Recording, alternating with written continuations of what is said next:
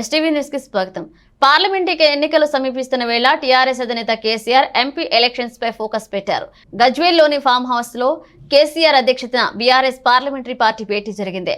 Parliament సమావేశాలు అనుసరించాల్సిన వ్యూహంపై ఎంపీలకు దిశానిర్దేశం చేశారు. సమావేశంలో party working president Kalvakuntla Taraka Ramarao, మాజీ మంత్రి తన్నీరు హరీష్ రావు, పార్టీ పార్లమెంటరీ నేతలు కె కేశవరావు, నామా నాగేశ్వరరావు తదితరులు హాజరయ్యారు. కాగా కేసీఆర్ కు ఇటీవలే తుంటి మార్పిడి శస్త్రచికిత్స జరిగిన విషయం తెలిసిందే. శస్త్రచికిత్స అనంతరం హైదరాబాద్ లోని తన నివాసంలో కొన్ని రోజులు విశ్రాంతి తీసుకున్న ఆయన ప్రస్తుతం పార్టీ కార్యక్రమాలపై దృష్టి పెట్టారు. సర్జరీ అనంతరం నేడు తొలిసారిగా పార్టీ నేతలతో సమావేశమయ్యారు ఆయన.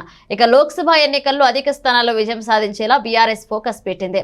రాష్ట్రంలోని కృష్ణానది ప్రాజెక్టులను కృష్ణా బోర్డుకు అప్పగిస్తే తెలంగాణకు తీవ్ర అన్యాయం జరుగుతుందని కేసీఆర్ ఆందోళన చెందినట్లుగా పార్టీ వర్గాలు తెలిపాయి.